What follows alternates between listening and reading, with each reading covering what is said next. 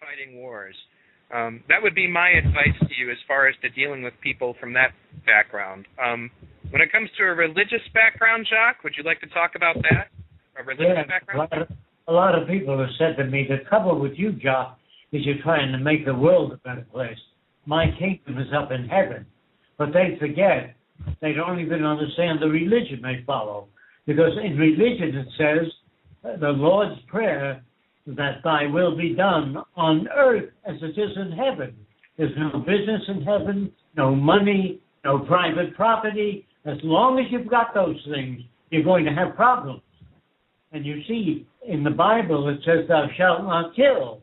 It doesn't say killing Wednesdays and holidays are all right. They don't even understand what they're reading. In the Bible it says you're supposed to love your enemy. You're not supposed to kill. If a man strikes you, you turn the other cheek. I've never met a Christian. You know what that means? I've never met a person that behaves that way. No, I absolutely agree with you there, Jacques. Recently on the last show, actually, I had a very long debate with a Christian, and the things that I've been doing to try to get across to Christians was, just in my own experience, I actually had a Jehovah's Witness, of all people, talk to me not long ago, and he was actually a very pleasant, intelligent person.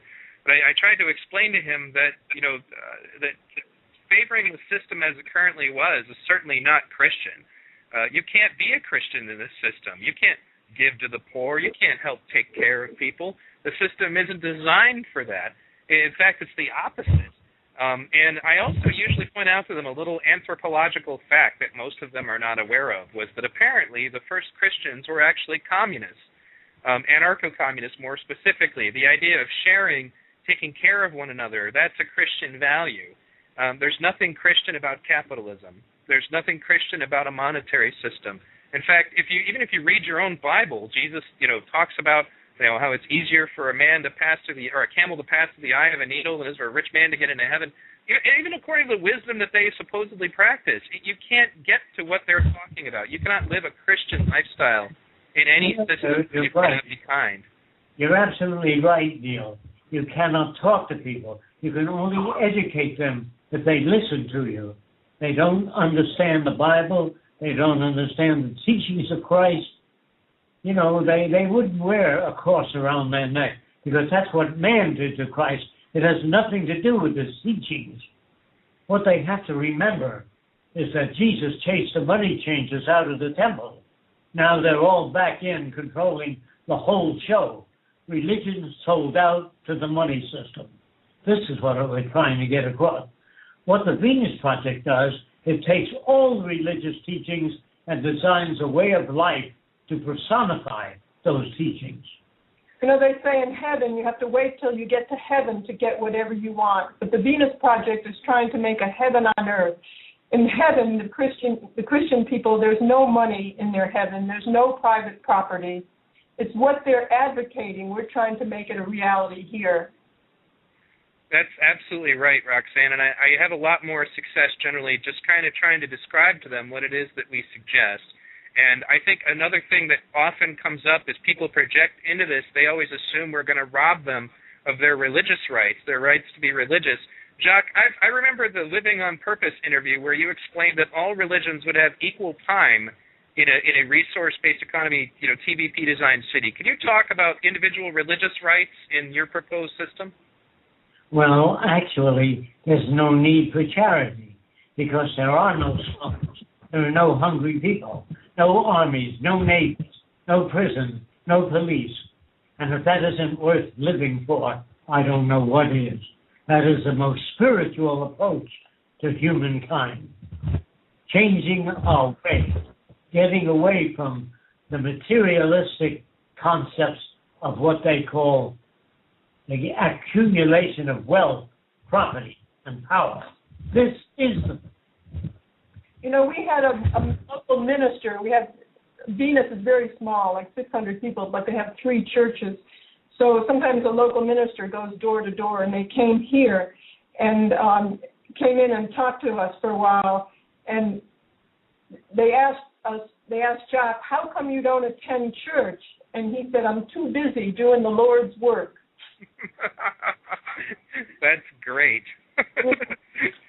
That's really great. And it's funny. I think that that was like when I had the conversation with the gentleman that I talked to. I mean, he was when I had on my show last. And to those of you who haven't heard that show, I've actually got a lot of good ratings for it.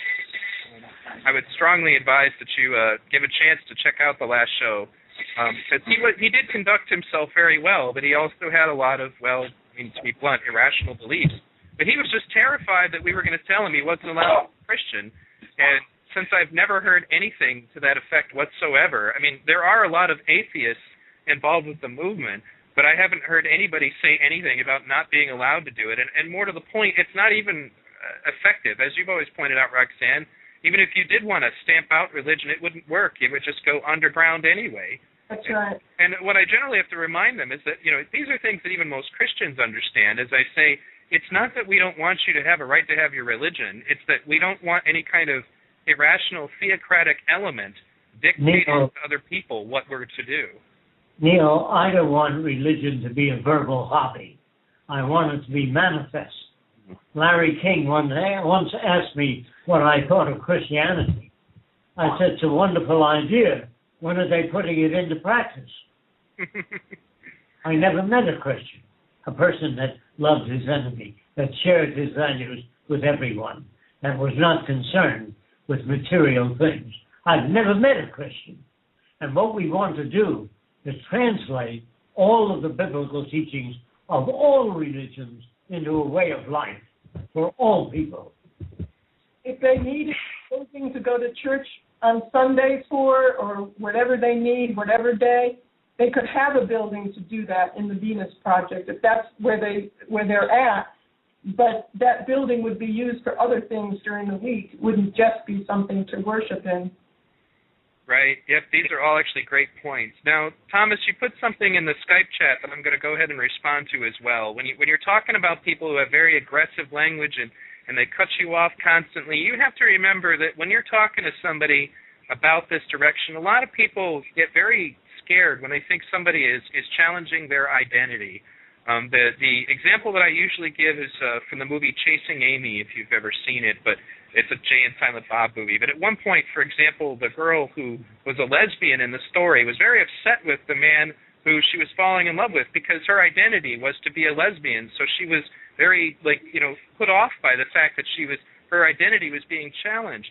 There are a lot of people who identify who they are by their religion or even by their devotion to the market system, the libertarians. They act as though you're attacking them by pointing out the flaws in what they're doing. And unfortunately, one of the first things Jacques told me in Michigan when I told him I wanted to be a spokesman, he was like, well, sometimes you're going to run into these people who are just so conditioned and so essentially damaged by the system. Don't waste your time with them. And the time that you're spending on these people who are probably never going to change until they see our ideas manifested, you're losing dozens of people, the low-hanging fruit, so to speak, that you could be getting in the energy that you're wasting butting heads with these people. So the only real morality is taking care of the earth. The earth is a beautiful gift we all have. If we destroy the oceans, the atmosphere, the water table, I would say that is in violation of all religious teachings. First, we must take care of the environment that supports all life. Then we must work with one another and treat one another as brothers and sisters, regardless of race, color, or creed. If we do not do that, we will destroy one another and the earth. Did you have anything further, caller? No, that's pretty good. I mean, I need to stop trying to talk to people that don't want to learn anyway. Well, remember, that we don't want to kill anybody. We don't want to hurt anybody. We don't want to torture anybody. We just ask them to take good care of the earth.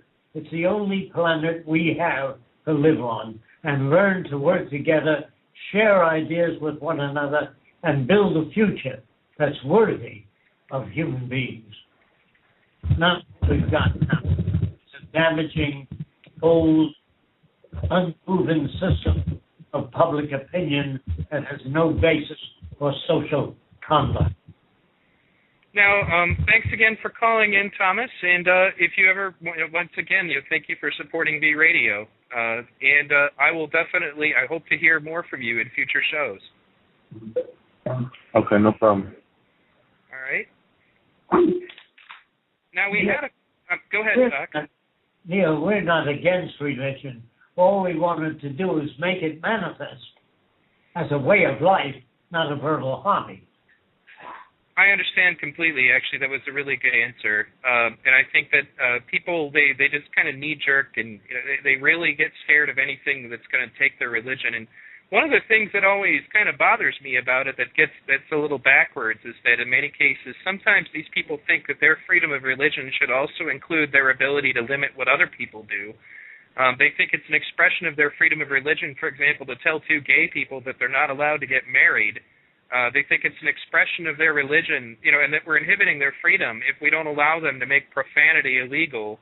I went round and round with the Constitution Party as another third party, actually, that exposed that. And I don't think they understand that, it's not that we're concerned about them having a religion. It's when they want some of the more the controlling aspects of religion, are a problem. And also when the people that they were so worried about, the elite, the supposed NWO people, use religion as a tool to control people, like the Japanese emperor using Shinto to convince pilots to become suicide bombers and blow their planes up, just to continue their harsh regime. These are examples of the misuses of religion that I would say we oppose. Would you agree with that? And caller from Canada, stay there. I'm going to get to you. Go ahead, Jacques. Neil, it's what religion has become. It's sold out to the money system. It has nothing to do with the teachings of Christ anymore. It is a business. I agree entirely.